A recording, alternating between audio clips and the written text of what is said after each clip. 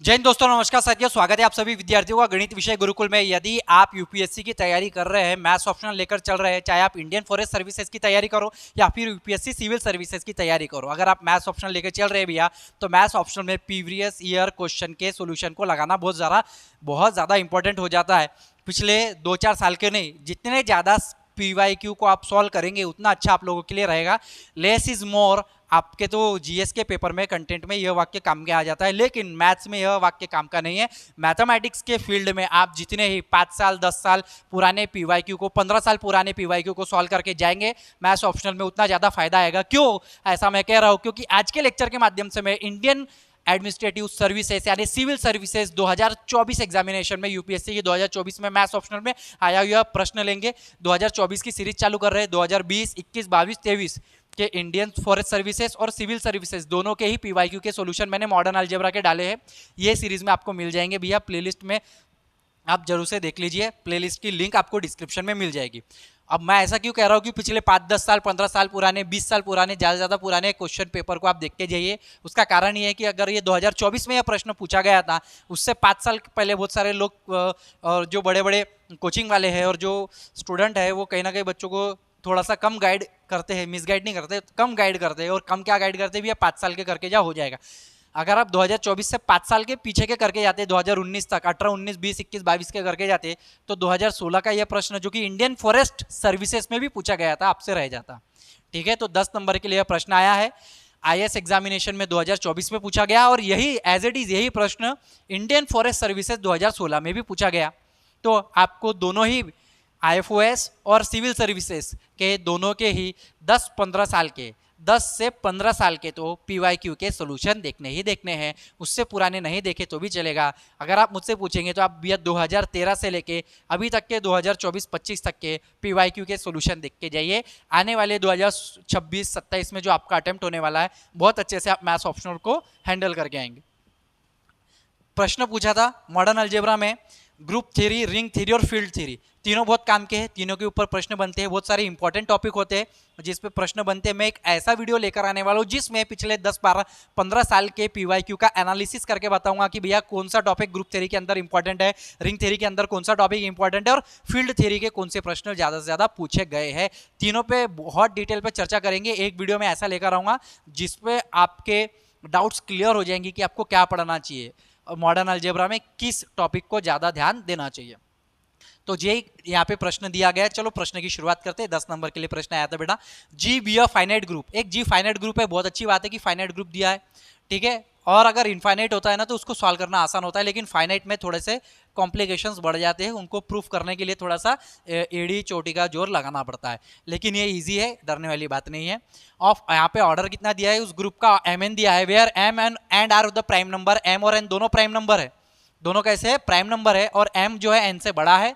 Show that हमें करना है कि g हैज मोस्ट वन सब group of order m। g के पास ज्यादा से ज्यादा एक सब ग्रुप है ऑर्डर m का, ठीक है। ये हमें प्रूफ करना है, बहुत अच्छी बात है। जब आप सॉल्यूशन स्टार्ट कर रहे हैं तो स्टार्ट कैसे करेंगे आप, स्टार्टिंग से। जो प्रश्न आपको दिया गया है solution, g let g be a finite group है, क्या है दिया, ये फाइनाइट ग्रुप है ऑफ ऑर्डर, क्या है इसका, ऑर्डर एम एन दिया गया है, ठीक है। Where M and N are prime, M and N, where M and N are कैसे दिए गए आपको, प्राइम दिए गए हैं, ठीक है।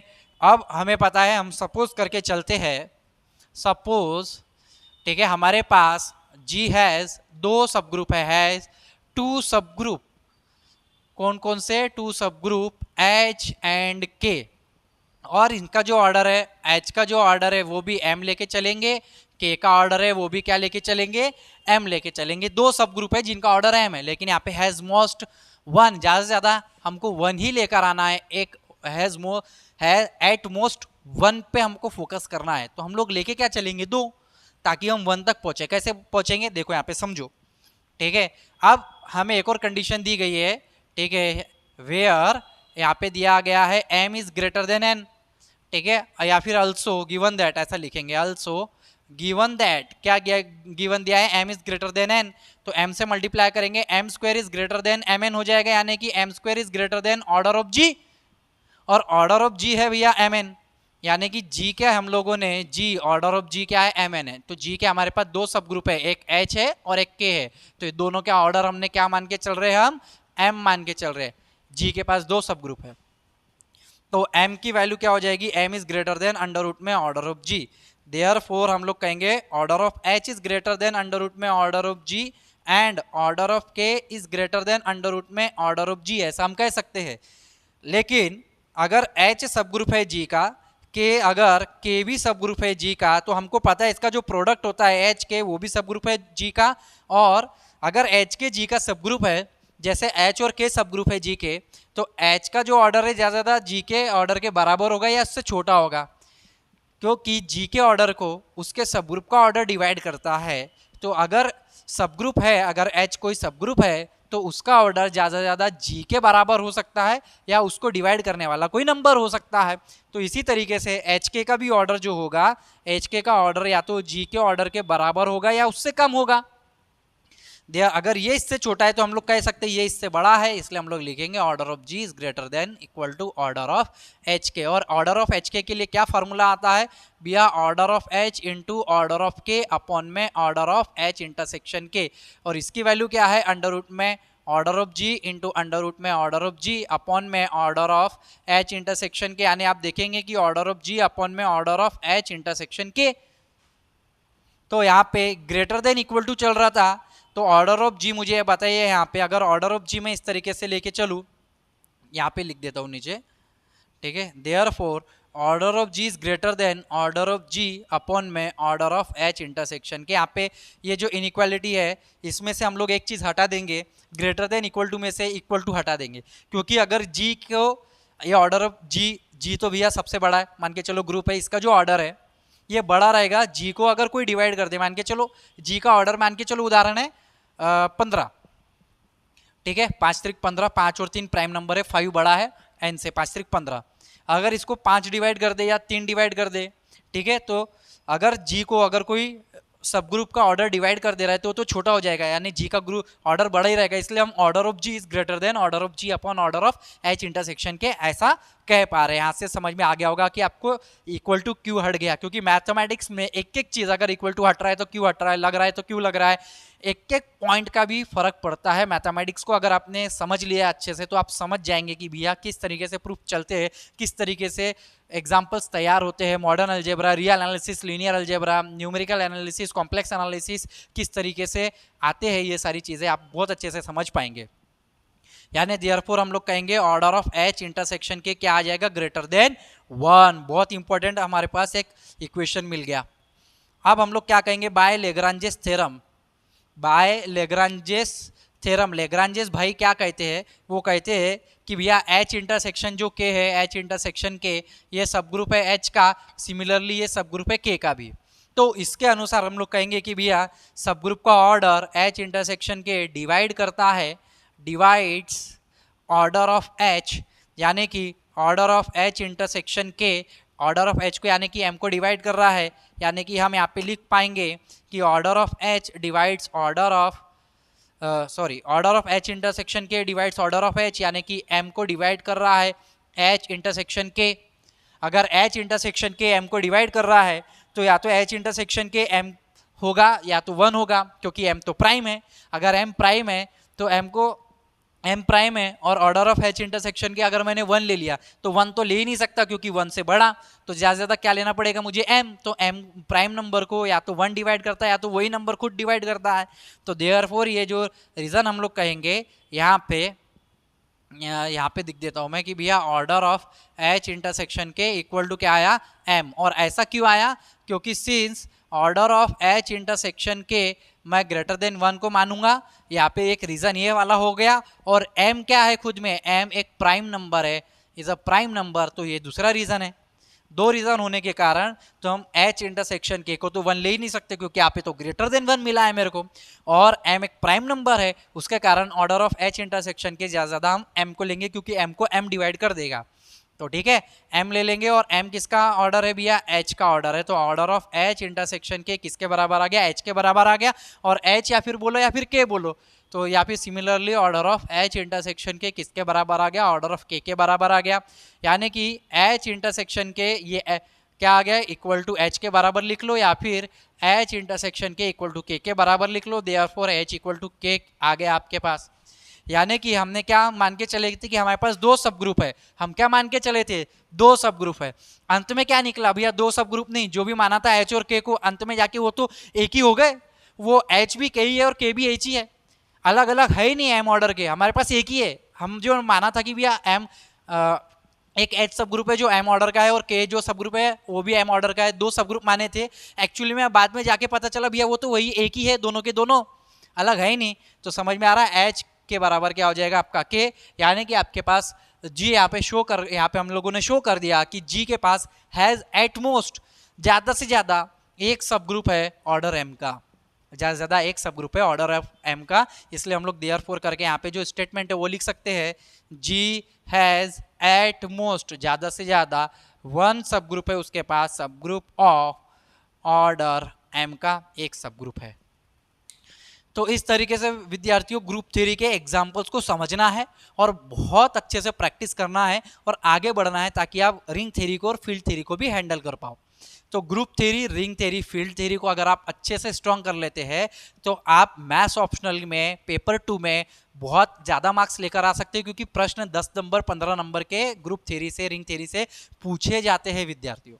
मॉडर्न अलजेब्रा को छोड़ना नहीं है, मॉडर्न अलजेब्रा को सिस्टमैटिकली सही स्ट्रेटेजी लगा के सही ढंग से बेसिक को और कंसेप्ट को क्लियर करते हुए आगे बढ़ते हुए पढ़ते हुए चलना है, ताकि आप आपकी जो मैथ्स ऑप्शनल की जर्नी उसको थोड़ा सा स्मूथ कर पाओ और अच्छे से अपने मार्क्स गेन कर पाओ।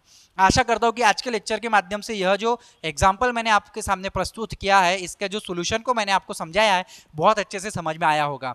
ज़्यादा से ज़्यादा मैथ्स ऑप्शनल की पढ़ाई करने वाले विद्यार्थियों को पहुँचाना है, क्योंकि मैथ्स का ज्ञान हो, गणित का ज्ञान हो, या फिर किसी भी विषय का ज्ञान हो भैया, बांटने से बढ़ता है। अगले वीडियो में मिलेंगे, तब तक के लिए जय हिंद, जय भारत, वंदे मातरम। साथियों, जाने से पहले मैं एक चीज़ आपसे कहना चाहूँगा, यदि आप मैथ्स ऑप्शनल के कोर्सेज के बारे में जानकारी लेना चाहते हैं तो डिस्क्रिप्शन में दिए गए नंबर पे आप मुझे कॉल कर सकते हैं, या फिर आप मेरे एप्लीकेशन में मेरे कोर्सेज आपको दिख जाएंगे, आप मेरे यूपीएससी मैथ्स ऑप्शनल के कोर्सेज को चेकआउट कर सकते हैं। धन्यवाद दोस्तों। जय हिंद दोस्तों, नमस्कार साथियों, स्वागत है आप सभी विद्यार्थियों का गणित विषय गुरुकुल में। भैया कुछ किए बिना ही जय जयकार नहीं होती, मेहनत करने वालों की कभी हार नहीं होती। तो चलिए शुरुआत करते हैं इसी लाइन के साथ आज के वीडियो की। भैया आज के वीडियो के माध्यम से आप, लेक्चर के माध्यम से आप क्या सीखेंगे, 2024 में आईएएस एग्जामिनेशन में, यूपीएससी सिविल सर्विसेज एग्जामिनेशन में आया हुआ मॉडर्न अलजेब्रा का यह प्रश्न 15 नंबर के लिए आया था। मॉडर्न अलजेब्रा की सीरीज विद्यार्थियों आप सभी अगर देख रहे होंगे तो बहुत अच्छी बात है। प्लेलिस्ट आपको पूरी की पूरी प्लेलिस्ट की लिंक डिस्क्रिप्शन में मिल जाएगी।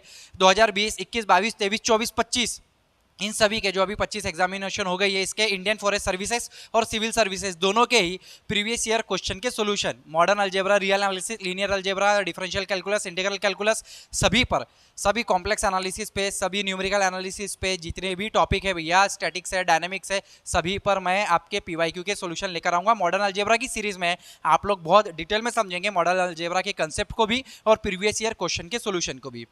देखिए बहुत आसान प्रश्न है जो कि 2024 में 15 नंबर के लिए पूछा गया था। इंडिया में अगर कोई यूपीएससी के पीवाईक्यू के सॉल्यूशन की सीरीज को स्टार्ट कर रहा है और इस लेवल पे पढ़ा रहा है तो वह सिर्फ और सिर्फ हमारा गणित विषय गुरुकुल ही है, जिन्होंने फर्स्ट ये इनिशिएटिव को स्टार्ट किया है। 2020, 21, 22, 23, 24 हर एक सब्जेक्ट के, मैथ्स ऑप्शनल के हर एक टॉपिक के पीवाईक्यू के सॉल्यूशन की सीरीज आपको अवेलेबल कराई जाएगी, और ये जिम्मा गणित विषय गुरुकुल के माध्यम से मैंने उठाया है। विद्यार्थियों, आई होप कि ये सीरीज आपको बहुत अच्छे से समझ में आया होगी।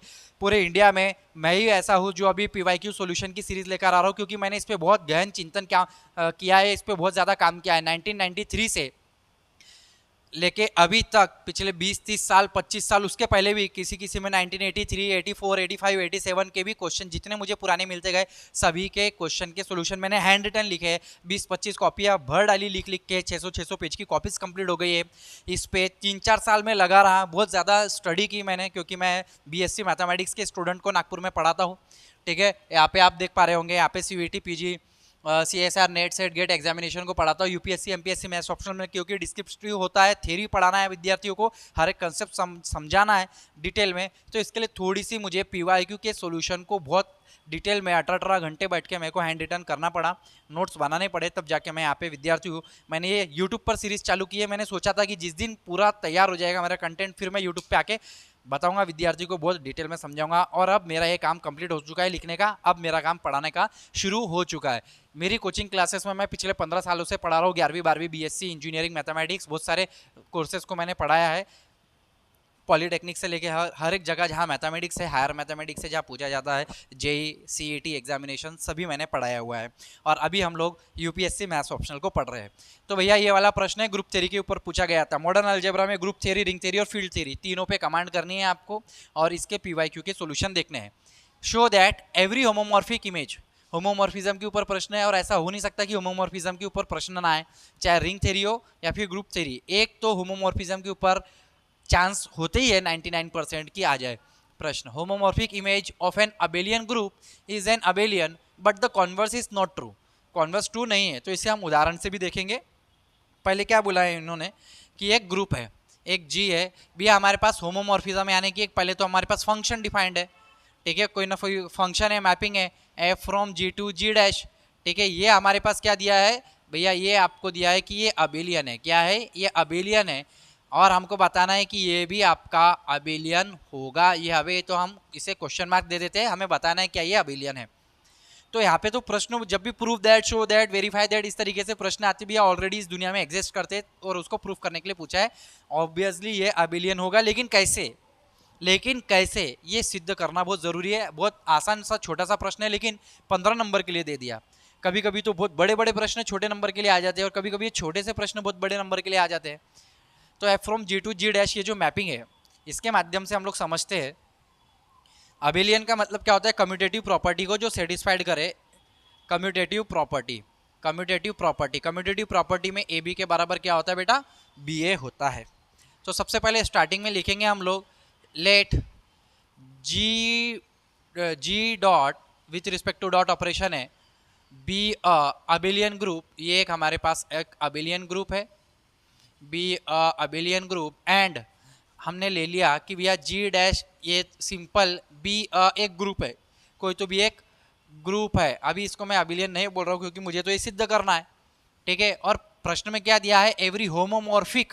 अभी होमोमॉर्फिक का क्या मतलब होता है? होमोमॉर्फिज्म तो सर हमें पता है कि होमोमॉर्फिज्म का मतलब क्या होता है। होमोमॉर्फिज्म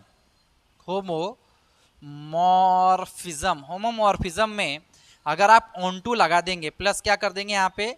प्लस आप ऑन टू कर देंगे। होमोमॉर्फिज्म में प्लस ऑन टू कर देंगे बेटा, तो आपका क्या बनेगा? ये फिक बन जाएगा, यानी कि होमोमॉर्फिक बन जाएगा। ये क्या बन जाएगा? होमोमॉर्फिक। फिज्म प्लस ऑन टू यानी कि फिक बन जाता है। इस चीज़ को आपको ध्यान में रखना है। फिज्म प्लस ऑन टू यानी क्या होता है? फिक होता है। यानी कि ये जो मैपिंग दी गई है ये होमोमॉर्फिज्म तो है ही, ऑन टू भी है।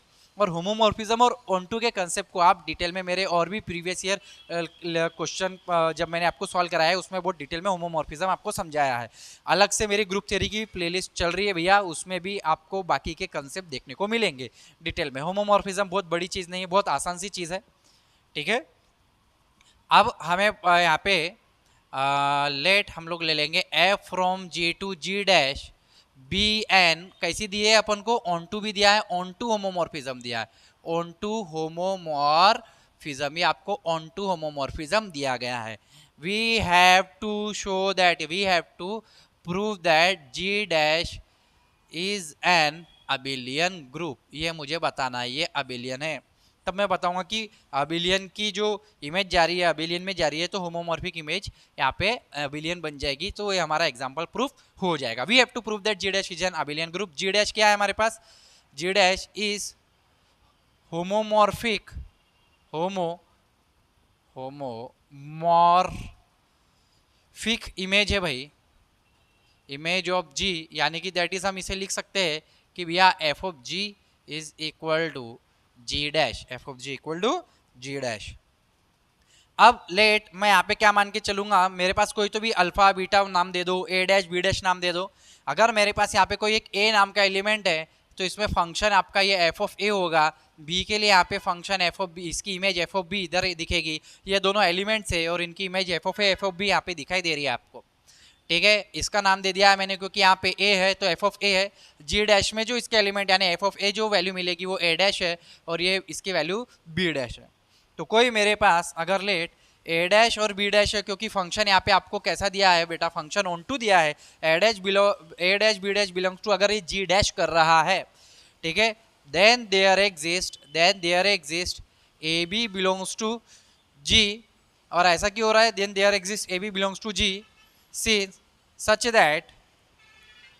that f of a equal to a dash and f of b equal to b dash, यहाँ पे लिखेंगे since f is क्या दिया है आपको, onto दिया है, since f is onto दिया है तो भैया हमारे पास इमेजेस तो है। अब हम लोग आगे बढ़ेंगे, also given that, given क्या दिया है आपके पास, g एक अबेलियन ग्रुप है, ठीक है। since अगर मैं यहाँ पे लिखूँ कि g क्या है, अबेलियन है, अगर ये g अबेलियन है, अबेलियन ग्रुप है, तो हमारे पास कम्यूटेटिव प्रॉपर्टी होगी ए बी के बराबर बी ए, यानी कि हमारे पास क्या प्रॉपर्टी है, ए बी के बराबर बी ए वाली प्रॉपर्टी है विथ रिस्पेक्ट टू मल्टीप्लीकेशन, यानी कि डॉट वाला एक ग्रुप है, इसलिए मैंने ए डॉट बी के बराबर बी डॉट है, यानी मल्टीप्लीकेशन लिया, ए बी के बराबर बी ए, डॉट नहीं लिखा, अभी मैंने नहीं लिखा कन्वीनियंस के हिसाब से। जब बंदा नया होता है, बच्चा नया होता है, जब वो पढ़ रहा होता है तो ए डॉट डॉट पढ़ते, लेकिन अगर मैंने निकाल दिया तो समझ जाएंगे कि इसका जो ऑपरेशन है वो यहाँ पे ऑलरेडी लगा हुआ है, कोई दिक्कत वाली बात नहीं, ए बी के बराबर बी ए। नाउ अगर मैं कुछ इस तरीके से ले लूँ कि भैया ए डैश इंटू बी डैश ले लूँ, तो ए डैश बी डैश की वैल्यू क्या हो, ए डैश क्या है हमारे पास, एफ ऑफ ए है इंटू एफ ऑफ बी, यानी ये क्या हो जाएगा आपका एफ ऑफ ए बी हो जाएगा। ऐसे कैसे हो रहा है, F of a into F of b is equal to f of a b के बराबर। अब आप बोलेंगे सर मल्टीप्लीकेशन तो है, हो जाएगा, नहीं, आपको गिवन दिया है एफ होमोमॉर्फिज्म, अगर एफ होमोमॉर्फिज्म है तो एफ ऑफ ए बी की वैल्यू, यानी अगर मैं यहाँ पे ए बी करूँ तो यहाँ पे जाके एफ ऑफ ये ए बी हो जाएगा और ये किसके बराबर होगा, f of a into F of b के बराबर होगा। तो यहाँ पे सिंस आप यहाँ पे लिखेंगे, सिंस एफ इज क्या दिया है आपको, होमो दिया है, इसलिए आप ऐसा कर पाए। और ए बी के बराबर क्या होता है, यहाँ पे ऑलरेडी हमको कम्यूटेटिव दिया है तो ए बी के बराबर हम बी ए लिख सकते हैं, तो इसे हम लोग बी ए लिखेंगे और फिर से, और यहाँ पे लिखेंगे G is abelian, G is abelian, और एफ ऑफ बी ए के बराबर हम लोग इसे F of B into F of A लिख सकते हैं, फिर से अलग कर देंगे बिकॉज ऑफ होमोमॉर्फिज्म। अगेन यहाँ पे एफ इज होमोमॉर्फिज्म वाली प्रॉपर्टी आ जाएगी। तो आपने देखा कि ये क्या मिल रहा है आपको, बी डैश इंटू ए डैश मिल रहा है, यानी ए डैश बी डैश के बराबर बी डैश ए डैश आपको मिल रहा है। तो देयरफॉर आप कह पाएंगे, क्योंकि यहाँ पे ये अबिलियन था, तो यहाँ पे अबिलियन था तो हम लोग यहाँ पे ए बी के बराबर बी ए लिख रहे थे, तो यहाँ पे ए डैश बी डैश यहाँ पे क्या हो जाएगा, ए डैश बी डैश के बराबर बी डैश ए डैश हमको मिल गया, तो जी डैश भी क्या हो गया, अबिलियन हो गया, क्वेश्चन मार्क हट गया उसका। यहाँ पे हम लोग कह पाएंगे therefore g dash is an abelian group. और यहाँ पे हमारा पहली लाइन सिद्ध होती है कि एवरी होमोमॉर्फिक इमेज, जो भी होमोमॉर्फिक इमेज है एक अबिलियन ग्रुप की, वो एक अबिलियन ग्रुप पर ही जाती है, यानी कि अबिलियन ग्रुप ही हमें दिखाई देता है, ये मिलता है। तो इसके लिए एग्जाम्पल क्या हो सकते हैं, कुछ एग्जाम्पल को हम लोग यहाँ पे समझेंगे। अगर आपने इसे सही तरीके से नहीं समझा है तो मैं फिर से बता दूं, हमारे पास एक ग्रुप दिया था अबिलियन वाला, ठीक है, अबिलियन ग्रुप में कम्यूटेटिव प्रॉपर्टी होती है ए बी के बराबर में बी ए। दूसरा एक ग्रुप है हमारे पास जी डैश, जिस पे हमारी मैपिंग जा रही है। तो क्योंकि हमारे पास ऑन टू दिया है तो यहाँ पे जो एलिमेंट है उनकी इमेज है एफ ऑफ ए यानी ए डैश, अगर बी है तो बी की इमेज यानी एफ ऑफ बी यानी बी डैश हमारे पास है। अगर मैं ए बी के बराबर बी ए मेरे पास है और होमोमॉर्फिज्म भी दिया है, क्योंकि प्रश्न को अगर प्रूफ करना है तो जो इसमें गिवन दिया रहता है उसे हमें समझना होता है। होमोमॉर्फिक दिया था, होमोमॉर्फिक का मतलब होता है होमोमॉर्फिज्म प्लस ऑन टू, फिज्म प्लस ऑन टू यानी फिक होता है। तो आपको पता चला कि भैया फंक्शन यहाँ पे होमो भी है और ऑन टू भी है, तो यहाँ पे जो एफ ऑफ ए बी है वो बी ए हो जाएगा अबिलियन के कारण, और बी ए के बराबर एफ ऑफ ए अलग हो जाएगा। और ऐसा क्यों दिख रहा है, क्योंकि होमोमॉर्फिज्म की डेफिनेशन के अनुसार। और ये बी डैश ए डैश की वैल्यू है और ए डैश बी डैश के बराबर बी डैश ए डैश आ जाता है। बहुत छोटा सा प्रूफ है, आपने 4-5 लाइन में इसे खत्म कर दिया तो हमारे पास जी डैश क्या आ गया, अबिलियन आ गया। अब इसे क्या हम उदाहरण से समझ सकते हैं क्या, बिल्कुल हम इसे उदाहरण से समझ सकते हैं। देखिए यहाँ पे हम दो तरीके से उदाहरण लेंगे, इसका कॉन्वर्स ट्रू नहीं होता है, कॉन्वर्स ट्रू नहीं होता है, यानी कि अगर ये अबिलियन है तो ये अबिलियन है, और तो जो मैपिंग है वो होमो है और ऑन टू है। ये जो मैपिंग है होमो ऑन टू है, तो अगर ये अबिलियन है तो ये भी अबिलियन होगा। लेकिन अगर ये अबिलियन है तो जरूरी नहीं ये अबिलियन हो। तो ग्रुप थ्योरी में कॉन्वर्स वाले जो पैटर्न होता है वो 90% 99% काम नहीं करते, कॉन्वर्स ट्रू नहीं होते। और ऐसे ring theory, field theory, group theory के बहुत सारे एग्जांपल्स में आपको देखने को मिलता है कि कॉन्वर्स ट्रू नहीं हो रहा है। रियल एनालिसिस में भी देखने को मिलता है, ठीक है, मोस्ट ऑफ द केसेस। क्योंकि अगर कॉन्वर्स ट्रू हो जाता है मोस्ट ऑफ द केसेस में, तो कहीं ना कहीं थ्योरम में बाढ़ आ जाती है, ब्लंडर हो जाता है, स्टेटमेंट इधर के उधर हो जाते हैं, ठीक है। तो बहुत इसमें स्टेटमेंट में आपको थ्योरी में कॉन्वर्स ट्रू होते हुए नहीं दिखाई देते हैं। अगर मैं एग्जाम्पल से अगर आपको समझाऊँ, एक एग्जाम्पल ले लेता हूँ मैंने एक मैप फंक्शन बनाया, फंक्शन मैपिंग ली z प्लस, ठीक है, ग्रुप ले लिया, से मैं ले रहा हूँ z5 मॉड्यूलो 5 से मैं यहाँ तक ले रहा हूँ, इन दोनों के बीच। अब ये z क्या है आपके पास, क्या अबिलियन है, बिल्कुल अबिलियन है, ठीक है। z के जितने भी एलिमेंट्स होते हैं इंटीजर, प्लस माइनस में 0 1 2 3, -1 -2 -3, कोई भी दो एलिमेंट को ऐड कर दो, -1 + 1 को 0 मिलेगा, या 1 + -1 करेंगे तो भी 0 मिलेगा। आप देखेंगे कि ये अबिलियन है, और ये भी ये साइक्लिक है, साइक्लिक होने के कारण ये अबिलियन है, ठीक है। ये देखो यहाँ पे 5 दिया है, तो इसका ऑर्डर कितना है, 5 है, 5 यानी कि प्राइम ऑर्डर है, प्राइम ऑर्डर होने के कारण साइक्लिक है, साइक्लिक के कारण ही अबिलियन है। तो आप इस चीज़ को इस तरीके से ध्यान में रखेंगे। अगर मैं मैपिंग Z5 से, मान के चलो ये आपका जो ग्रुप है ये Z5 है, Z प्लस है, से मैं Z5 पे मैपिंग ले रहा हूँ, Z5 प्लस मॉड्यूलो 5 पे मैं मैपिंग लेके जा रहा हूँ। तो इस तरीके से डिफाइन कर रहा हूँ, इज डिफाइंड बाय, क्योंकि मॉड्यूलो 5 है तो मैं f(x) = x मॉड 5 कुछ इस तरीके से डिफाइन कर दूं। जब भी मैं x के जगह 1 डालूंगा, x के जगह 1 डालूंगा 1 मॉड 5, यानी कि अगर मैं 5 से डिवाइड कर रहा हूँ तो रिमाइंडर तो मुझे 1 ही मिलेगा। f(2) के लिए 2 मिलेगा, f(3) के लिए 3 मिलेगा, f(4) के लिए 4 मिलेगा, और f(5) के लिए फिर से मुझे मिल जाएगा 0, क्योंकि अगर मैं यहाँ पे 5 रखूंगा, 5 को मॉड 5 लगाऊंगा, 5 से डिवाइड करने पे रिमाइंडर आ जाएगा 0। इसी तरीके से आपको एग्जांपल, यानी f(6) की वैल्यू क्या आ जाएगी, 6 को 5 से डिवाइड करने पे रिमाइंडर आ जाएगा 1। इस तरीके से रिपीट होते दिख जाएगा। यानी कि अगर यहाँ पे आपके पास सारे के सारे 0 है, 1 है, 2 है, और यहाँ पे -1 है, -2 है, इस तरीके से एलिमेंट है, तो आप देखेंगे कि भैया 1 1 पे जा रहा है, यहाँ पे f(1) 1 पे जा रहा है, यहाँ पे Z5 के जो एलिमेंट है 0 1 2 3 4 5, ठीक है, 1 1 पे जा रहा है, 2 2 पे जा रहा है, 3 3 पे जा रहा है, 4 4 पे जा रहा है, ठीक है, और यहाँ पे 5 देखेंगे तो 5 0 पे जा रहा है। अब यहाँ पे आप -1 के लिए भी देख सकते हैं, इसी तरीके से -2 के लिए भी देख सकते हैं। तो यहाँ पे जो कर्नल अगर आपको देखने को मिलती है, कर्नल यानी कि कर्नल में, कर्नल का मतलब होता है फंक्शन की वो सारी वैल्यूज जो इसके आइडेंटिटी पे जा रही है। तो यहाँ पे क्या जा रहा है, 5 जा रहा है, उसी तरीके से 10 करेंगे तो 10 को अगर मैं 5 से डिवाइड करूँगा, रिमाइंडर 0 हो जाएगा। तो आप देखेंगे कि 5 के multiple 5z such 5p such that p belongs to z, इस तरीके से आपको यहाँ पे कर्नल में एलिमेंट्स मिलेंगे। हालांकि मैंने समझा दिया कर्नल का यहाँ पे कोई काम नहीं है, ठीक है। तो ऑन टू है, हर एक के आपको पास प्री इमेज ऑन टू मिलते चले जाएंगे। क्या ये होमोमॉर्फिज्म है? बिल्कुल होमोमॉर्फिज्म होता है। होमोमॉर्फिज्म की आप डेफिनेशन लगाएंगे, यहाँ पे कोई भी दो एलिमेंट ले लेंगे यहाँ से, जैसे a और b, कोई भी दो एलिमेंट ले लेंगे, f(a + b), यानी कि अगर आपने ले लिया 1 और 2, तो 1 + 2 कितना होता है आपका, f(1 + 2), यानी कि क्या हो जाएगा बेटा आपका f(3) हो जाएगा।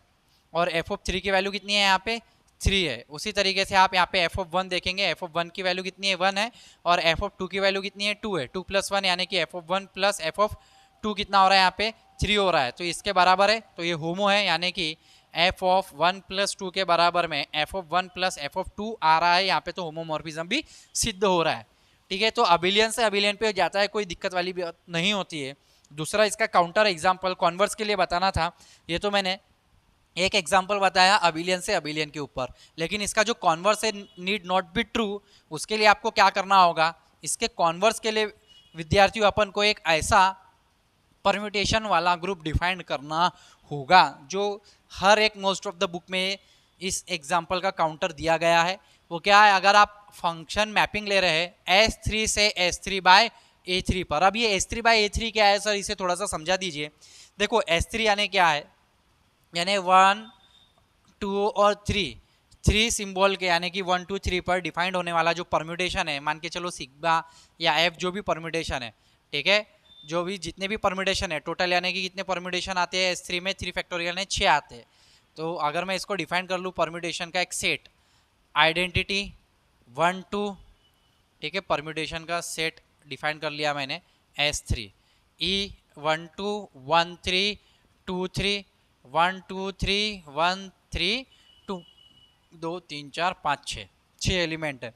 A3 में क्या होता है, जितने भी इवन परम्यूटेशन है आइडेंटिटी, ये जिसकी इसकी जो लेंथ है 1 2 3, लेकिन जब हम इसे खोलेंगे 1 2 3, इसको हम तोड़ेंगे तो क्या मिलेगा 1 3 1 3 1 2, ठीक है 1 3 1 2 इस तरीके से, आने की ये हो जाएगा इवन में बदल जाएगा। तो ये आई थिंक आपको आता होगा, अगर नहीं आता है तो इसे और डिटेल में मैं परम्यूटेशन ग्रुप थ्योरी में परम्यूटेशन ग्रुप को और अच्छे लेवल पे मैं आपको समझाने वाला हूँ, कोई दिक्कत वाली बात नहीं है। तो 1 2 3 और 132, ठीक है 1 2 3, यहाँ पे 3 एलिमेंट आ गए, यानी कि इवन परम्यूटेशन का एक सेट आ गया। आप देखेंगे कि इसका ऑर्डर कितना है, S3 का ऑर्डर यानी कि 6 है। S3 की कार्डिनलिटी अपन A3 करेंगे, यानी 6/3 करेंगे यानी 2, यानी कि यह जो ग्रुप बनेगा आपका S3/A3, ये जो क्वेश्चन ग्रुप बनेगा S3/A3। अब क्वेश्चन ग्रुप ये जो A3 है ये नॉर्मल है, ठीक है नॉर्मल। अब आप देखेंगे कि S3/A3 यानी कि कैसे बनता है, S3/A3 क्वेश्चन ग्रुप क्या बनता है, वो इस तरीके से बनता है विद्यार्थियों।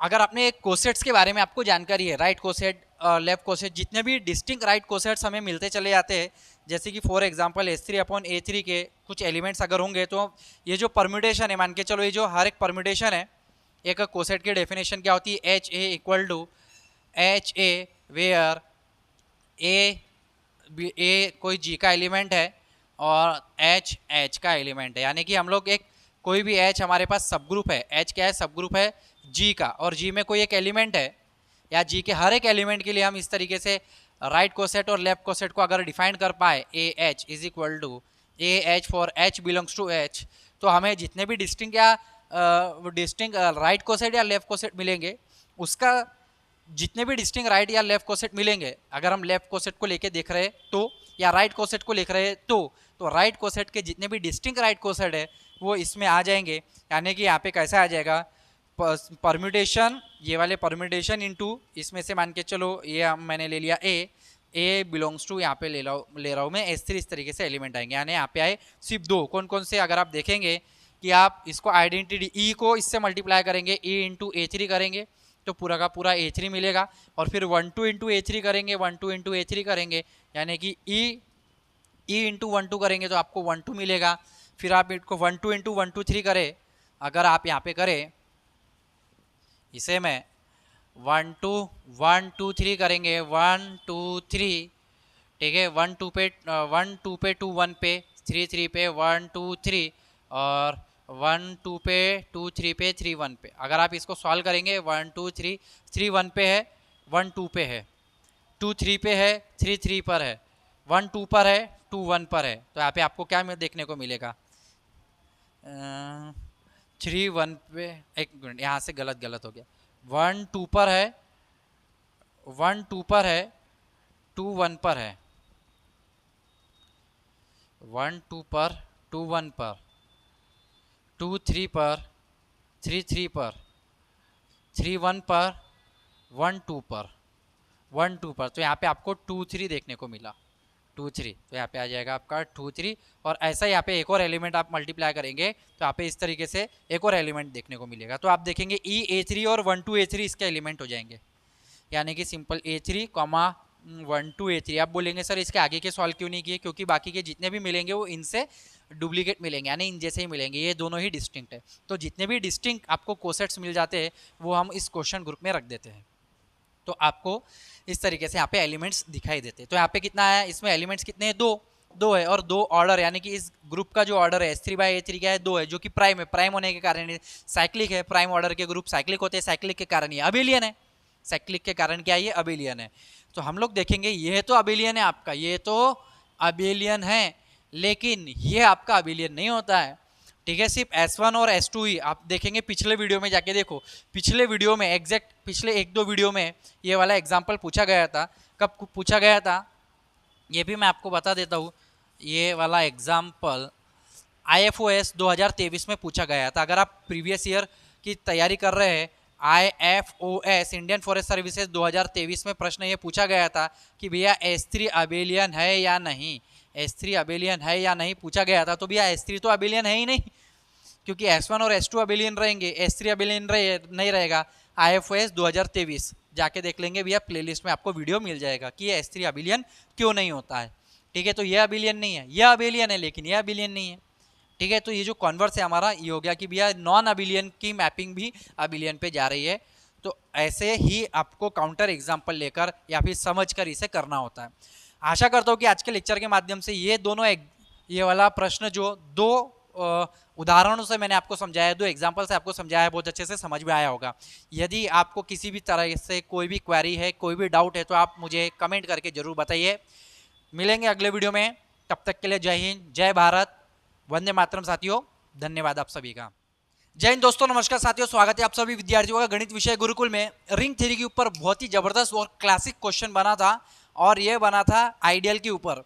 भैया IAS examination, UPSC civil services examination 2024 में आया हुआ है। यह प्रश्न 15 नंबर के लिए आया था। अब आपने आइडियल के बारे में जाना होगा।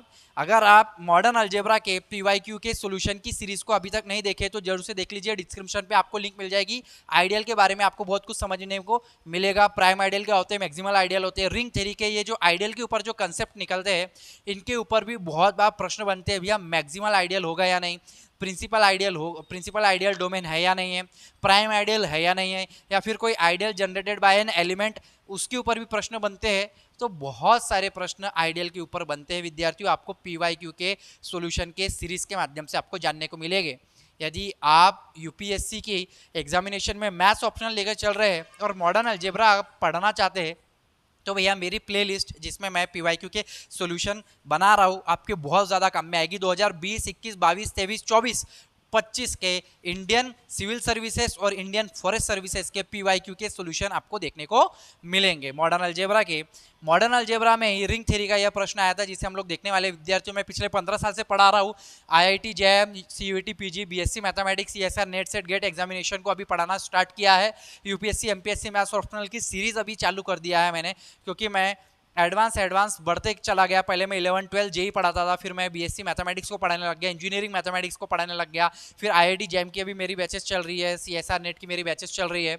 अब आप देखेंगे कि धीरे धीरे मेरा UPSC मैथ्स ऑप्शनल के सारे जितने भी real analysis, linear algebra, differential calculus, integral calculus है, कॉम्प्लेक्स एनालिसिस है, न्यूमेरिकल एनालिसिस है, वेक्टर एनालिसिस है, सभी पर PYQ के सॉल्यूशन की सीरीज आएगी, सिर्फ मॉडर्न अलजेब्रा पे ही नहीं। तो रिंग थ्योरी के बहुत ज़्यादा प्रश्न बनने लग गए अभी UPSC मैथ्स ऑप्शनल में। उसी तरीके से प्रश्न था। यहाँ पे कुछ डेफिनेशन यहाँ देखने की बजाय सबसे पहले आप प्रश्न को देखेंगे कि भैया कंसिडर। और हाँ, यदि आप मेरे कोर्सेज ज्वाइन करना चाहते हैं UPSC MPSC maths optional, Maharashtra public service commission UPSC के भी है भैया और MPSC के भी है, मैथ्स ऑप्शनल के दोनों के ही कोर्सेज अवेलेबल है। आप ज्वाइन करना चाहते हैं तो ज्वाइन कर सकते हैं। दिल्ली में जो भी प्राइजेस चल रहे हैं उससे 50% लेस में यहाँ पे आपको मिलेंगे। आपको इसकी पूरी टेस्ट सीरीज दी जाएगी, united test series, doubt session, revision सभी मिलेगा। ठीक है, मैथमेटिक्स आपका बहुत स्ट्रांग हो जाएगा, नो डाउट एट ऑल। आप मेरे जितने भी, अगर आप मेरे फॉलोवर है और मेरे PYQ की सीरीज को देखते आ रहे हैं तो आपको समझ में आ जाएगा कि मेरी लेवल क्या है, मैं किस कॉन्फिडेंस से आपको ग्रुप थ्योरी पढ़ा रहा हूँ। बहुत साल के मेहनत से मुझे ऐसा लगा है कि मैं यहाँ पे जो थ्योरी वाले पेपर्स है उसको डील कर पा रहा हूँ। ठीक है, तो मेहनत तो लगती है। ठीक है, हमारा 5-5, 10-10 साल, 15-15 साल का तजुर्बा एक स्टूडेंट को विद इन मिनट्स मिलता है, कि घंटे में ही नहीं, कुछ मिनट्स में ही मिल जाता है, वो आपके लिए बहुत इंपॉर्टेंट होता है। Consider the polynomial ring. एक पॉलिनोमियल रिंग दे दी है कि भैया ZX वेयर कोई भी रिंग है, इसके एलिमेंट्स कहाँ से आ रहे हैं, इंटीजर्स से आ रहे हैं। Over the ring Z of integers, let S be an ideal of Z of X। S कोई तो भी आइडियल है, जनरेटेड बाय X, X से जनरेट हुआ है। अभी मैंने बताया कि इनके ऊपर ideal generated by an element generated, फिर उसके बाद principal ideal domain, principal ideal क्या होता है, उसके बाद आपको प्राइम आइडियल क्या होता है, मैक्सिमल आइडियल क्या होता है। इनके ऊपर बहुत सारे प्रश्न बनते हैं और यही प्राइम आइडियल और मैक्सिमल आइडियल को मिला के बना हुआ प्रश्न है। ZX generated by an element X, show that S prime ideal तो है but not an maximal ideal. पर ये मैक्सिमल आइडियल नहीं है, तो इसको दो भागों में तोड़ेंगे। पहले तो प्राइम आइडियल तक जाएंगे, फिर प्राइम आइडियल के बाद से हम पार्ट 2 चालू करेंगे, यानी कि मैक्सिमल आइडियल। इस प्रश्न को थोड़ा सा 15-20 मिनट का टाइम लगेगा, लेकिन आप इसे डिटेल में समझे कि प्राइम आइडियल क्या कहलाता है। सबसे पहले आइडियल के बारे में आपको जानकारी होना। आइडियल यानी कि क्या, कोई अगर रिंग है, रिंग के अंदर अगर आप कोई S नाम का आप सबरिंग बनाते हैं, पहले तो इस सबरिंग के डेफिनेशन को सेटिस्फाई करना होना चाहिए। फिर यहाँ पे अगर R है इंटू A करेंगे, RA इस S में चला जाएगा, या फिर AR इस दोनों में चले, या फिर AR भी इसी में चला जाएगा। तो RA AR ठीक है। लेफ्ट आइडियल और राइट आइडियल अगर दोनों हमें इस तरीके से देखने को मिले, जो लेफ्ट आइडियल और राइट आइडियल दोनों होते हैं, ऐसे सब रिंग को हम लोग आइडियल यानी एस को हम लोग क्या कह देते हैं, आइडियल कह देते हैं। अब प्राइम आइडियल की डेफिनेशन क्या होती है, अगर ये आइडियल है यानी कि ऑब्वियसली लेफ्ट और राइट आइडियल तो होगा। अब ये आइडियल प्राइम कब होगा, एन आइडियल ए, अगर ये ए नाम का एक सब रिंग है यानी एक सेट है, इस सेट का थोड़ा सा छोटा सेट है यानी कि सबसेट है, इसे हम लोग क्या कहना चाहते हैं, इसे हम आइडियल कहना चाहते हैं, prime ideal is called as a prime ideal if for any a B belongs to r. कोई तो भी ए बी अगर आर में है तो ए उसका जो मल्टीप्लाई है ए बी ए में चला जाएगा, आपका ए में चला जाएगा ए बी, आइदर या तो ए में होना चाहिए तो बी में होना चाहिए, बराबर है। अगर यहाँ पे हम ए रखे हैं और आर का ए से मल्टीप्लाई करने पे आर ए एस में चला जाता है या फिर ए आर भी एस में चला जाता है क्योंकि वो आइडियल है। तो अगर मैंने यहाँ पे एलिमेंट ले लिया ए इंटू बी करने पे, ए बी करने पे मुझे यहाँ पे ए पे जाता है वो दिखेगा, या तो ए यहाँ पे रहेगा बी यहाँ पे रहेगा, तो ए इंटू बी भी करने पे मुझे ए पे जाता है वो दिखेगा, यानी तो या तो ए में रहेगा या तो बी ए में रहेगा, आइदर या तो ए बिलोंग करना चाहिए, अगर ए भी अगर ए में जा रहा है यानी ए बी ए प्रोडक्ट अगर ए में जा रहा है तो आइदर ए उसमें ए में रहेगा या तो बी भैया उसमें रहेगा। ये प्राइम आइडियल की डेफिनेशन है। तो इसी के अनुसार इसी डेफिनेशन को चरितार्थ करते हुए, इसी डेफिनेशन का उपयोग करते हुए, इसी डेफिनेशन को सिद्ध करते हुए, ये कहाँ चले गया डस्टर, इसी डेफिनेशन को सिद्ध करते हुए हम लोग आगे बढ़ेंगे। क्योंकि डेफिनेशन जब भी आप ग्रुप थ्योरी पढ़े, रिंग थ्योरी पढ़े, फील्ड थ्योरी पढ़े, ये जो थ्योरी वाले पेपर आप पढ़ रहे हैं ना, एक साइड में डेफिनेशन कंसेप्ट आपके लिखे होने चाहिए, एक साइड में आप लोग इसे सॉल्व करते रहेंगे तो आपको बहुत अच्छे से समझ में आ जाएगा। ठीक है। Consider the polynomial ring are Z over the ring, यानी द पॉलिनोमियल रिंग, यहाँ पे आप पहली लाइन लिख देंगे एस बी एन आइडियल। ठीक है। Let S be an ideal, S be an ये कोई एक आइडियल है किसका है, be an ideal of polynomial ring का है, जनरेटेड बाय किससे जनरेट हुआ है, जनरेटेड बाय एक्स से जनरेट हुआ है, यानी इसे मैं इस तरीके से लिख सकता हूँ S is equal to x से जनरेट हुआ है such that x into P of x, और ये जो पी ऑफ एक्स है जो पॉलिनोमियल है इज जेड ऑफ एक्स का है, बाकी कुछ भी नहीं है। अब इसे अगर इसके डायग्राम से आप देखेंगे तो Z of x, Z over x, ये पॉलिनोमियल रिंग है जिसके जितने भी कोएफिशिएंट है वो जेड में बिलोंग करेंगे, यानी कि यहाँ पे कोई तो भी एक पॉलिनोमियल है, ठीक है, इसका एक कोई तो भी सबसेट है एस नाम का, यानी कि एक आइडियल है, इसमें कोई तो भी एक एलिमेंट है एक्स से जनरेट हुआ है, x into P of x करेंगे तो x into P of x किस में चला जाएगा, एस में चला जाएगा। तो आप देखेंगे एक्स इंटू पी ऑफ, और आप x into P of x देखेंगे कि एस में आ रहा है यानी एक्स से जनरेट हुआ है तो एक्स इंटू समथिंग पॉलिनोमियल है, लेकिन ये जो पॉलिनोमियल है कोई ना कोई एक एलिमेंट है इस रिंग का, पॉलिनोमियल रिंग का, ठीक है, ये एलिमेंट है, इसको इससे मल्टीप्लाई करेंगे हम लोग तो हमें देखेंगे कि जो नया पॉलिनोमियल निकल रहा है वो इस एस में जाते हुए आपको दिखाई देगा। तो ये भैया हमने इतना लिख लिया, ये जो जनरेट हो रहा है यहाँ तक हम लोगों को समझ में आ गया। तो हम लोग क्या बोलेंगे, लेट कोई तो भी दो मेरे पास पॉलिनोमियल है एफ ऑफ एक्स, क्योंकि डेफिनेशन क्या कहती है, अगर मैंने एक एलिमेंट लिया है ए और बी, दो एलिमेंट लिए इस रिंग से, यानी कि मैं इस जेड ऑफ एक्स से पॉलिनोमियल रिंग से, इससे पॉलिनोमियल रिंग जेड एक्स से मैं दो एलिमेंट उठाऊंगा और उनका मल्टीप्लिकेशन करूंगा, वो इस ए में अगर आ जाते हैं, वो इस ए में यानी इस आइडियल में चले जाते हैं तो आइदर या तो ए में रहेगा, बी में रहेगा, बी ए में रहेगा, ऐसा मुझे बताना है। F of x a not plus A one x plus A two x square up to a m x का पावर एम, और जी ऑफ एक्स मैंने ले लिया b one plus b not plus B one x plus B two x square up to b n x का power n, n इधर दे सकते हैं एम इधर दे सकते हैं, कोई दिक्कत वाली बात नहीं है। ठीक है। बिलोंग, और ये दो है are the polynomials, are polynomials in किसके है भैया, ये पॉलिनोमियल रिंग जेड एक्स के है, सच दैट हम लोग लिख सकते हैं कि such that f of x into g of x किस में बिलोंग करेगा, आपका इज बिलोंग्स टू, आपका इस एस में बिलोंग करेगा, इस एस में बिलोंग करेगा। अब आप बोलेंगे ऐसा कैसे बिलोंग करेगा, क्योंकि आप देखिए polynomial f of x into g of x, मुझे एस के बारे में बताना है, सबसे पहले एस को मुझे क्या बताना है, प्राइम बताना है। तो मैंने कोई दो एलिमेंट ले लिया ए इंटू बी, इस ए में यानी आइडियल में जाते हुए, तो एस तो आपका आइडियल है जनरेटेड बाय एक्स, तो ये दोनों इसमें एस में जा रहे हैं, तो हम लोग क्या कहेंगे f of x into g of x किसके बराबर हो जाएगा, एक्स इंटू पी एक्स, क्योंकि ये जो आइडियल है, आइडियल के एलिमेंट जितने भी एलिमेंट्स यानी कि जितने भी एलिमेंट है पॉलिनोम एक्स इंटू पहला पॉलिनोमियल, कोई भी पॉलिनोमियल होगा एक्स इंटू पॉलिनोमियल कर दो, एक्स इंटू दूसरा पॉलिनोमियल कर दो, एक्स इंटू जितने भी ऐसे जितने भी एलिमेंट्स बनेंगे वो इस सेट में आ जाएंगे, पॉलिनोमियल के सेट। ठीक है, पॉलिनोमियल्स का जितना भी सेट आएगा, जितने भी पॉलिनोमियल्स आएंगे एक्स से जनरेट होने वाले, वो आपको यहाँ पे दिखाई देंगे। तो यहाँ पे हम लोगों ने f of x into g of x दो पॉलिनोमियल का मल्टीप्लाई किया है, और हमने बताया वो एस में से, यानी कि वो एस में से, यानी कि वो x into P of x से ही बना होगा, तो f of x into g of x उसी में से कोई एक होगा जो उससे बन के तैयार हुआ होगा, इसलिए मैंने इक्वल टू करके लिखा है। यहाँ तक आपको समझना है, एक एक लाइन को आपको समझना है। तो अगर आप देखें एफ ऑफ एक्स की वैल्यू कितनी है, एफ ऑफ एक्स की वैल्यू ली है अपन ने A not plus A one x plus A two x square plus dot dot, और यहाँ पे क्या B not plus B one x plus B two x square plus dot dot is equal to X. P of X को क्या मान लेंगे, P of X को मैं यहाँ पे लिख लेता हूँ C naught plus C one x plus C two x square up to C R X to the power R, where मैं यहाँ पे लिख देता हूँ, मैंने इसको क्या माना, where p of x equal to, ये जो मैंने लिखा है वो यहाँ पे एज इट इज लिख देंगे, अपन ने ये माना पी ऑफ एक्स को। अगर आप इसके देखेंगे, क्योंकि इनका दोनों का मल्टीप्लाई करेंगे और ये करेंगे इसका भी मल्टीप्लाई करेंगे, तो यहाँ पे अगर आप मल्टीप्लाई करेंगे तो एक्स इंटू सी नॉट हो जाएगा plus C one X square हो जाएगा, इस तरीके से आगे बढ़ता चला जाएगा। अगर आप इसका मल्टीप्लाई करेंगे तो आप देखेंगे ए नॉट इंटू बी नॉट, ठीक है, इस तरीके से मिलेगा, और फिर आपको ए नॉट बी वन यानी कि मिलेगा A naught B one x plus ए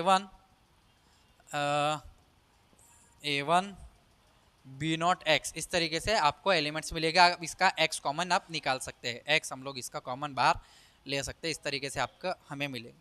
अब हम ऑन इक्वेटिंग करेंगे, ऑन इक्वेटिंग बोथ साइड, या फिर इक्वेटिंग लाइक कोएफिशिएंट, या फिर आप कह सकते हैं equating constant term we get. On equating we get मेरे को क्या मिलेगा, मैं देख पा रहा हूँ कि यहाँ पे कांस्टेंट टर्म क्या है, ए नॉट बी नॉट है, और यहाँ पे तो कांस्टेंट टर्म है ही नहीं, तो यहाँ पे एक्स से चालू हुआ है, X C naught into X आप लिख सकते हैं, C naught into X C one X square, इस तरीके से, यानी कि यहाँ पे तो कांस्टेंट टर्म है नहीं तो जीरो है।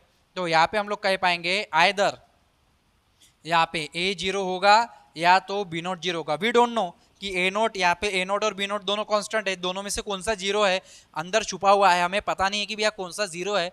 तो हम ऐसा लिख सकेंगे कि भैया आइदर या तो ए नॉट जीरो होगा या तो बी नॉट जीरो होगा। और अगर ऐसा है कि आइदर अगर ए नॉट जीरो है, तो अब आप देखेंगे इफ ए नोट को मैं जीरो ले लूँ, ए नोट को क्या ले लूँ जीरो, देन हमारा जो एफ ऑफ एक्स है वो क्या बन जाएगा, ए नोट हो जाएगा जीरो। तो यहाँ से हम ए वन, यहाँ से सीरीज चालू हो जाएगी, तो यहाँ से हम एक्स कॉमन निकाल पाएंगे, x a one plus A two x plus dot dot dot, हम लोग इस तरीके से आगे बढ़ेंगे। तब आप देख पा रहे हैं तो ये x इंटू सम पॉलिनोमियल इस फॉर्म में दिख रहा है, x इंटू सम पॉलिनोमियल, यानी x से जनरेट हुआ था ये आइडियल। अगर ये x से जनरेट हुआ था तो x इंटू सम पॉलिनोमियल, तो x इंटू पॉलिनोमियल यानी जो एफ ऑफ एक्स है ये किस में चला गया भैया, ये तो s में चला गया। Similarly not a fair and lovely, similarly b not equal to zero, अगर मैं बी नॉट को जीरो ले लूँ, इफ सिमिलरली इफ लिखना ना भूले, if b not equal to zero then g of x equal to, यहाँ से भी जी बी नॉट तो जीरो है, यहाँ पे क्या आ जाएगा x bar b one plus B two x, इस तरीके से मिलेगा, और ये भी तो आपको एस में जाती हुई दिखेगा। तो हमने क्या किया भैया, ए बी यानी कि ए बी यानी दो एलिमेंट, समझो इसको फील करो भैया, ये जो मैं पढ़ा रहा हूँ ए बी दो एलिमेंट इस आइडियल में गए थे, एफ इंटू जी, एफ इंटू जी इस आइडियल में गए, चलो ठीक है बाय डेफिनेशन इतना, एफ इंटू जी इस आइडियल में गए, या तो आइदर ए कम से कम ए में होना चाहिए या तो बी उस ए में होना चाहिए प्राइम आइडियल के डेफिनेशन के अनुसार। तो अगर इफ ए नोट को जीरो ले लिया तो मेरे को ये एफ ऑफ एक्स इस एस में जाते हुए दिख रहा है, या तो आइदर ए नोट अगर जीरो रहा तो एफ ऑफ एक्स एस में चला जाएगा, अगर बी नोट जीरो रहा तो ये वाला आपका जी ऑफ एक्स आपका एस में बिलोंग कर जाएगा। दोनों में से एक पॉसिबिलिटी आएगी, जो डेफिनेशन कह रही थी वही सिद्ध हुआ है, आइदर और वाली डेफिनेशन यहाँ पे कंप्लीट हुई है। तो f of x into g of x दो एलिमेंट है, या तो एफ ऑफ एक्स एक्स में है या तो जी ऑफ एक्स एस में है। तो देयरफॉर हम लोगों ने यहाँ पे क्या कहा, देयरफॉर ये जो एस है, ये जो आइडियल है जो जनरेट हुआ है इससे एक्स से जनरेट हुआ है, ये कैसा है, इज एन प्राइम आइडियल। भैया ये तो प्राइम आइडियल है, ठीक है। अब मैक्सिमल आइडियल प्रूफ करना बाकी है। मैक्सिमल आइडियल के लिए क्या करना पड़ेगा हमें, अगर हम डेफिनेशन देखें तो हमें क्या करना पड़ेगा, यहाँ पे कोई आपका या रिंग है, ठीक है, अगर रिंग है इस तरीके से कोई रिंग है, यहाँ पे कोई हमारा ए नाम का आइडियल है, तो इसके ऊपर मैक्सिमल आइडियल यहाँ पे कोई और आइडियल एग्जिस्ट नहीं करना चाहिए। अगर यहाँ पे कोई यू नाम का आइडियल एग्जिस्ट कर जाता है तो या तो यू आर के बराबर होगा या तो यू ए के बराबर होगा। उसके अलावा नहीं होगा। बीच में कोई आइडियल, ये बीच में कोई प्रॉपर आइडियल नहीं आने को होना। कहने का तात्पर्य क्या है, कोई रिंग है और उसके अंदर ये ए नाम का आइडियल है, अगर ये रिंग है ए नाम का आइडियल है तो इसके ऊपर कोई यहाँ पे आइडियल एग्जिस्ट नहीं करना चाहिए, कोई प्रॉपर आइडियल नहीं होना चाहिए, यानी ए उस यू में कंटेन नहीं करना चाहिए, ए बड़ा होना चाहिए, ए किसी यू के अंदर जाते हुआ नहीं दिखना चाहिए। जैसे कि उदाहरण भैया, अगर z इंटेजर्स है -2 -1 0 1 2 डॉट डॉट डॉट 2z से बनने वाला, 2z से जनरेट यानी 2 से जनरेट होने वाला 2z यानी कि 2 से जनरेट होने वाला आइडियल क्या होता है, -2 0 2 डॉट डॉट होता है। और 4z यानी 4 से जनरेट होने वाला क्या आ जाता है आपका, -4 0 4 आ जाता है, और ये इसका सबसेट होता है, यानी कि 4z is a subset of 2z। तो यहाँ पे आप मुझे बताइए कि 4z आपका मैक्सिमल आइडियल हुआ क्या, नहीं, ये तो पूरा का पूरा 2z में चला गया, z और 4z के बीच में कोई आना नहीं चाहिए। तो इसी तरीके से हम लोगों को यहाँ पे देखना होगा, मैक्सिमल आइडियल की डेफिनेशन को समझेंगे। ये जो मैंने आपको समझा दिया है, ये गोला गोला आकृति, ठीक है, इसी गोला का है भैया ये, और मॉडर्न अलजेब्रा का है। आपको समझने में दिक्कत नहीं आएगी कि मैंने मैक्सिमल आइडियल के डेफिनेशन तो आपको समझा दी, और सही तरीके से मैं यहाँ पे लिखूंगा, चिंता की कोई बात नहीं है, डिटेल में समझेंगे। आशा करता हूँ कि जो पहला वाला पॉइंट है, जो पहला वाला प्रूफ है, आपको समझ में आया होगा। यदि लिख रहे तो बहुत अच्छी बात है, वरना मैं इससे मिटा देता हूँ। बहुत सारे बच्चे ये प्रश्न करते हैं, सर आपको इतना याद कैसे रहता है? भैया बहुत बार प्रैक्टिस करना पड़ता है, दिमाग लगाना पड़ता है, डेफिनेशन को लिंक करना पड़ता है, तब यहाँ पे ध्यान में रहता है। और जितने भी विद्यार्थी हो जिन्होंने IAS की एग्जामिनेशन क्लियर की है मैथ्स ऑप्शनल के साथ, तो भैया रट्टा घोटा तो करना पड़ेगा ना, एग्जामिनेशन जो क्लियर करनी है। लिखो, अब भैया मैं प्रोफेसर हूँ, हाँ इतना तो मुझे आएगा ना, मैं इतने सालों से पढ़ा रहा हूँ, BSc मैथमेटिक्स में भी ये group theory, ring theory, field theory पढ़ा रहा हूँ पिछले 10 साल से, तो मुझे तो आएगा ही। दोस्तों इस प्रश्न को आगे बढ़ाते हुए हम लोग देखेंगे, क्या ये जो S जो हमारा x से जनरेट हुआ था, यह हमारा मैक्सिमल आइडियल है या नहीं। तो x यानी क्या था, हमारा S जो कि x से जनरेट हुआ था, जो कि हमारे पास x into P of X था, such that P of x जो था बिलोंग्स टू हमारा रिंग ऑफ पॉलिनोमियल से था। ठीक है, ये मैंने यहाँ पे लिख दिया। कंसिडर ए नाम का एक आइडियल लेके चलेंगे हम लोग, क्योंकि हमें मैक्सिमल आइडियल बताना है। तो पहले हम लोग डेफिनेशन को थोड़ा सा समझने का प्रयत्न करते हैं कि मैक्सिमल आइडियल की डेफिनेशन कहती क्या है। कोई एक आइडियल है M जो कि रिंग R का है, M जो कि R के बराबर नहीं है, उसे हम लोग मैक्सिमल आइडियल कहेंगे। कब कहेंगे, if for any ideal U of R, कोई भी एक दूसरा और एक आइडियल अगर आ जाए U रिंग R का, सच दैट M U का सबसेट हो और U R का सबसेट हो, लेकिन ऐसी स्थिति में आइदर या तो M U के बराबर हो जाए या तो U R के बराबर हो जाए। यानी कि क्या कह रहा है, ये कह रहा है स्पष्ट रूप से, if there does not exist any proper ideal between M और R, ये आपका M आइडियल है और ये आपकी रिंग है R, या इन दोनों के बीच में कोई तो भी तीसरा यानी कि प्रॉपर आइडियल इनके बीच में एग्जिस्ट नहीं करना चाहिए। अगर कोई करता भी है, मान के चलो U आपका कर भी रहा है, तो U या तो पूरा M के बराबर हो, या तो U M बन जाए, या तो U R बन जाए, यानी U R के बराबर हो जाए। ये यहाँ पे कहने का प्रयत्न कर रहा है, यानी कि कोई प्रॉपर ही ना रहे, इन दोनों के बीच में कोई रहे नहीं तीसरी कोई चीज़। ठीक है, तो यही डेफिनेशन को चरितार्थ करेंगे भैया, इसी डेफिनेशन को पकड़ के चलेंगे एंडिंग तक और इसे समझने का प्रयत्न करेंगे। एक ए नाम का आइडियल ले लिया। अब यहाँ पे देखो x into polynomial, x into polynomial, x into F of x, x into g of x, x into P of x, ऐसे एलिमेंट है। लेकिन यहाँ पे उससे ज़्यादा है, क्या है, x into F of x, x into P of x, या फिर x into r of x, h of x, g of x, जो भी रखना है रख लो। उसके साथ साथ plus 2 g of x, 2 extra की टर्म है, प्लस करके 2 जी ऑफ एक्स लगा दिया, यानी कि एक पॉलिनोमियल एक्स्ट्रा लगा दिया। तो ऑब्वियसली अपन को क्या देखने को मिल रहा है, हमें यह देखने को मिल रहा है कि यह जो है, जो एक्स जनरेट हुआ है, ये सीधा सीधा ये एस जो है वो ए का सबसेट है भी। आइए, जो एस है वो सीधा सीधा ए का सबसेट है। ठीक है, तो ये जो एस है जो कि जनरेट हुआ था वो ए का सबसेट है। हमको यहाँ पे पहली लाइन यहाँ पे क्लियर हो गई, ये हम लोगों ने स्टार्टिंग में देखा था, और ये अभी हम लोगों ने देखा ये वाला आइडियल। क्या यह है जो एक्स एफ ऑफ एक्स, ये जो ए है जो कि x f of x plus 2 g of x से बना हुआ है, यानी कि f of x g of x हमने जेड ऑफ एक्स से एलिमेंट लिए है, क्या यह आइडियल है? बिल्कुल है आइडियल, क्योंकि ये आइडियल की दोनों डेफिनेशन को, यानी कि आइडियल के दोनों पॉइंट्स को, डेफिनेशन के दोनों पॉइंट्स को सेटिस्फाइड कर रहा है। हम लोग क्या कहते हैं, कोई आइडियल बनाने के लिए a माइनस बी, यानी कि सब रिंग की डेफिनेशन a माइनस बी होना चाहिए, यानी x एफ ऑफ एक्स को यहाँ से एक a नाम का एलिमेंट ले लिया, यानी पूरा का पूरा a माना, x f of x plus 2 g of x minus b माना, x एफ डैश नाम दे दो, या फिर f1 f2 g1 g2 नाम दे सकते हैं, या फिर डैश से मैंने डिनोट कर दिया, डैश यानी डेरिवेटिव नहीं है फिलहाल यहाँ पे। ठीक है, तो आपको कंफ्यूजन ना हो तो हम लोग F1 G1 F2 G2 भी लेके चल सकते, कोई दिक्कत वाली बात नहीं है। पहला एलिमेंट माइनस करके दूसरा एलिमेंट, तो x कॉमन निकलेगा, x F1 माइनस F2 हो जाएगा, प्लस यहाँ से 2 G1 माइनस G2 हो जाएगा, इस तरीके से। तो पहला एलिमेंट माइनस ये पहला एलिमेंट माइनस दूसरा एलिमेंट करा, तो यहाँ पे भी x इंटू फंक्शन यानी पॉलिनोमियल दिख रहा है, प्लस 2 इंटू फंक्शन यानी पॉलिनोमियल मिल रहा है। यानी ये जो पूरा आया, ये जो पूरा का पूरा आया, ये इसी के जैसा दिखाई दे रहा है, यानी a में बिलोंग कर जाएगा। अब r ले लिया, कोई तो भी h ऑफ x ले लिया इस आइडियल में से, ठीक है, आइडियल में से उठाया, ये आइडियल में से कोई तो भी हम लोगों ने एक एलिमेंट उठाया, ठीक है, r नहीं होगा ये तो,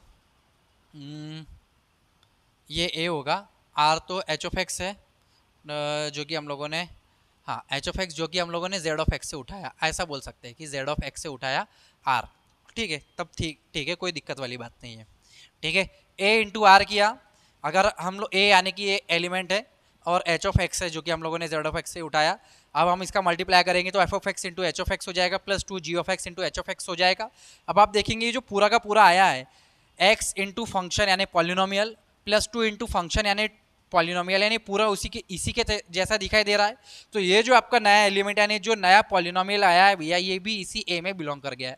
तो दोनों डेफिनेशन आ रही है आइडियल की, दोनों पॉइंट आपके क्लियर हो रहे हैं। तो a आपका क्या हो गया, आइडियल। आइडियल की डेफिनेशन के अनुसार यही तो होता है, क्या ही बताऊँ मैं आपको। अगर r यहाँ पे r में है, a है, तो आर ए और ए आर दोनों बिलोंग कर जाएंगे इस m में, तो m क्या बनता है आपका, आइडियल बनता है। बहुत बार पढ़ा दिया है मैंने आपको, समझ में आ रहा होगा। अब 2 देखेंगे हम लोग, यहाँ पे 2 है क्या, 2 तो यहाँ पे नहीं है, लेकिन 2 जी ऑफ एक्स, अगर जी ऑफ एक्स आपका कांस्टेंट पॉलिनोमियल है तो 2 तो यहाँ पे बिलोंग कर रहा है, 2 तो यहाँ पे बिलोंग कर रहा है, 2 बिलोंग कर रहा है ए में, लेकिन 2 इस एक्स से जनरेट होने वाले में बिलोंग नहीं करेगा। आप बोलेंगे सर क्यों नहीं करेगा 2, क्योंकि आप देखो अगर आप कांस्टेंट पॉलिनोमियल, अगर पॉलिनोमियल को मैं 2 ले भी लेता तो इंटू एक्स लगाए तो ये 2x हो जाता, कभी भी यहाँ पे कांस्टेंट पॉलिनोमियल आएगा ही नहीं, यानी कि सिंपल 2 वहाँ पे आएगा ही नहीं। तो ऐसी स्थिति में ये बिल्कुल राइट कंसेप्ट हम लोगों ने लिखा हुआ है कि भैया 2 a में तो है, लेकिन 2 हमारा x से जनरेट होने वाले सेट में नहीं आएगा, ठीक है। तो 2 यानी कैसे लिख सकते हैं आप, x इंटू अगर इस फॉर्म पे लिखना है तो 2, ये फंक्शन तो पूरा 0 पॉलिनोमियल लिख दिया, प्लस 2 यहाँ पे ये वाला पॉलिनोमियल कैसे बनाएंगे, पहला 1 रख देंगे, बाकी सब 0 रख देंगे, तो 2 इंटू 1 2 मिलेगा, और यहाँ पे तो 0 है पूरा। तो ये जो 2 है भैया, ये तो हमारा 2 a में तो है लेकिन x में नहीं है। तो x क्या है आपका, ये जो है मैंने पहले बताया था, ये आपका प्रॉपरली सबसेट बन जाएगा, प्रॉपर सबसेट बन जाएगा इस a का, यानी x यानी s जो है वो a का सबसेट बन गया। दिक्कत कोई वाली बात नहीं कि अगर ये जो x है जो आइडियल था, किसी भी जैसे u की जगह a है, यहाँ पे u की जगह क्या है a, m अगर u का सबसेट बन गया तो कोई दिक्कत वाली बात नहीं है, और a तो r का सबसेट है, कोई दिक्कत वाली बात नहीं। लेकिन हमें ये प्रॉपर्टीज को सेटिस्फाई करते हुए देखना चाहिए कि या तो m u के बराबर हो जाए या तो u r के बराबर हो जाए।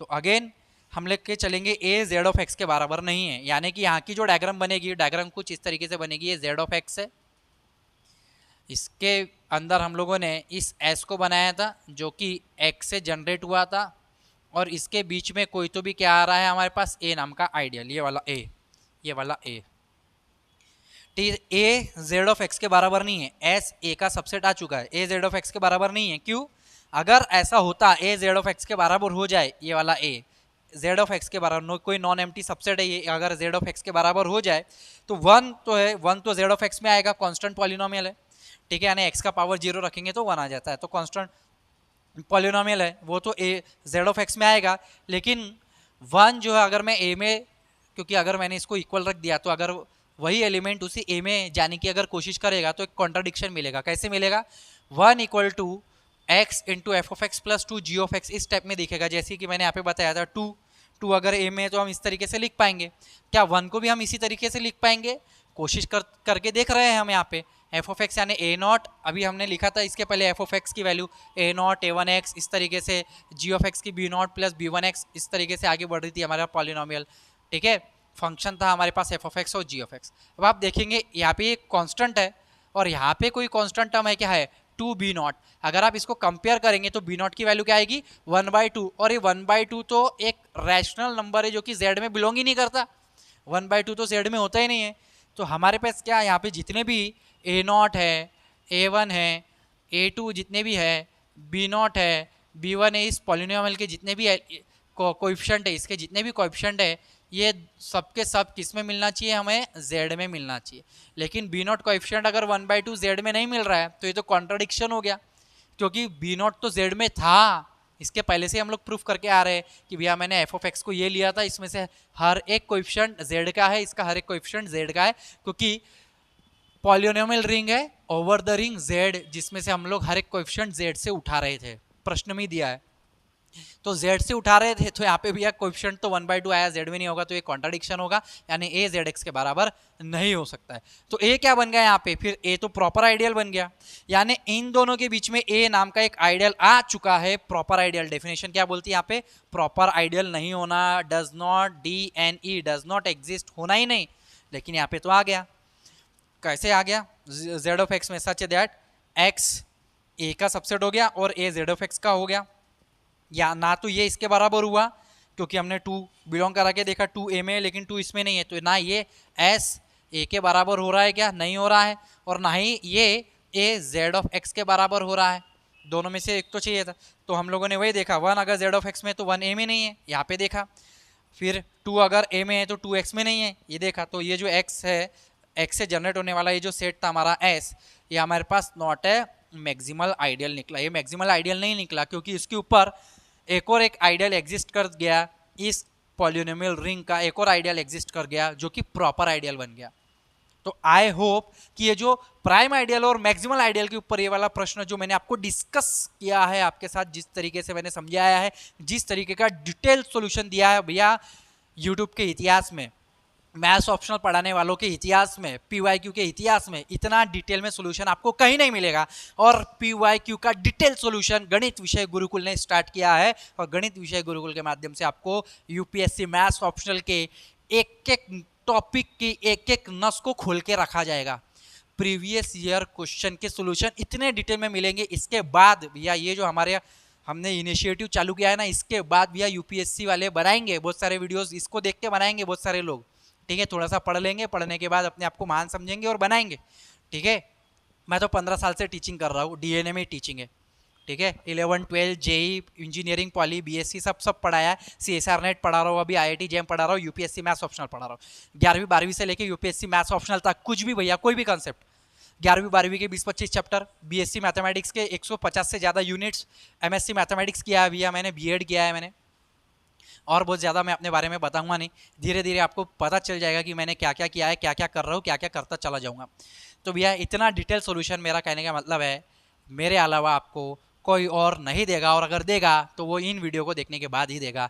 ये इनिशिएटिव मैंने चालू किया है, ख़त्म कोई और कर सकता है, लेकिन मैं सोच रहा हूँ कि इसका ख़त्म भी मैं कर दूँ, क्योंकि स्टार्ट करने वालों को नहीं, एंड करने वालों को दुनिया याद रखती है। तो भैया एंड हम लोग करेंगे real analysis, complex analysis, linear algebra, differential calculus, integral calculus, जितने भी कैलकुलस वाला पार्ट है, ODE, PDE, न्यूमेरिकल एनालिसिस और ये रिंग थ्योरी, फील्ड थ्योरी, इसके ऊपर स्टैटिक्स, डायनेमिक्स, वेक्टर कैलकुलस, सभी के ऊपर, और लीनियर LPP के ऊपर, और लास्ट में हम लोग देखेंगे कि आपका जो फिजिक्स वाला टॉपिक है डायनेमिक्स, रिजिड डायनेमिक्स, ठीक है, डायनेमिकल सिस्टम, उसके ऊपर भी हम लोग बहुत सारे PYQ के सॉल्यूशन लेकर आएंगे।